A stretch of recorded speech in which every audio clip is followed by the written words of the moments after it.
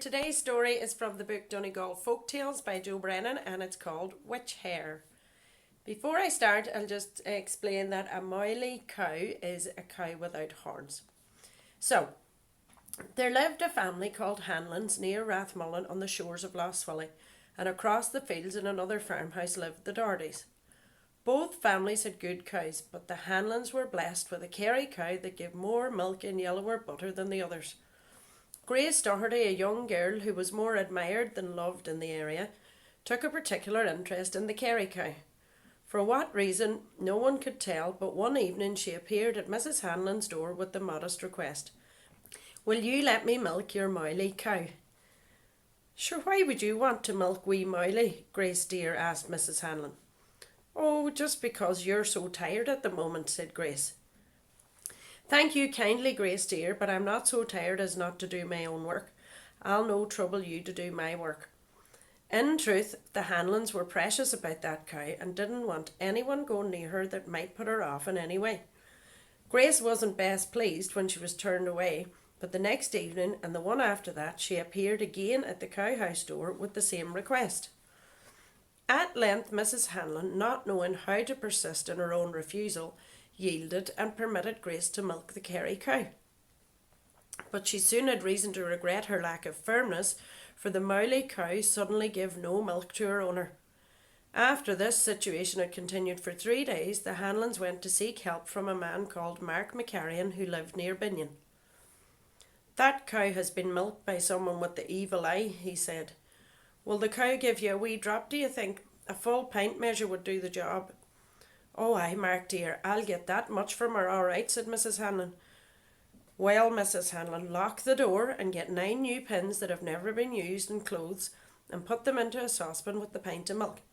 Set them on the fire and let them come to the boil." The 9 pins were soon simmering in moiley's milk.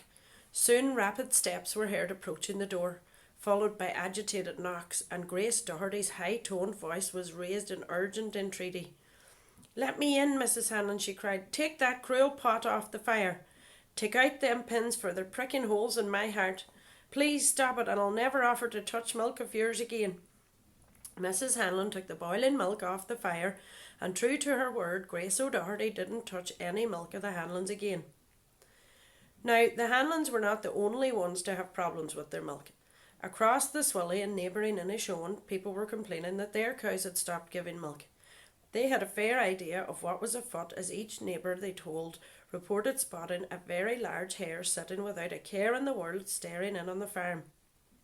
Some had even taken a shot at it, but it seemed to just pass right through it. Well, one man was determined to settle this situation. One day he went out to milk his cows when he saw the hare sitting as bold as brass looking at him. Indeed, except people said he was losing the run of himself, he would have said the hare was grinning at him.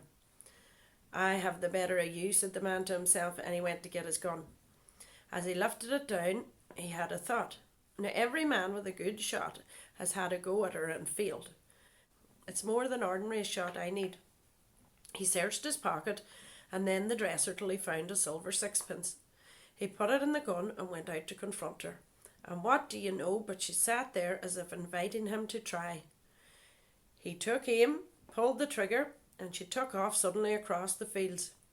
"Damn and blast," cursed the farmer as he thought he'd missed her. "I'll get you yet." But as he watched her go, he realised that he had hit her as she was limping badly. He followed after her and took up her trail from the blood that dripped from the wound. After about a mile he came on a neighbour's house, and what did he see but the hare slipping in through the sinkhole. He went to the door and knocked. "God bless you, Thomas Doherty," he said to the young man at the door. "Step in," said Thomas, "and God bless yourself." When he stepped into the kitchen he saw a trail of blood through the room. He always thought Thomas was a bit of a gom, and he could see that he had no notion of the blood on the floor. "Is your mother about, Thomas?" the farmer asked. "Sure, isn't she below in the bed not feeling well?" "Well, you tell your mother that next time I'll have a shilling, and it will be more than not feeling well she'll be." Thomas didn't know what he was talking about, but said in all innocence that he would pass on the message. And from that day there were no more complaints about cows not milking well. Thank you. Bye bye.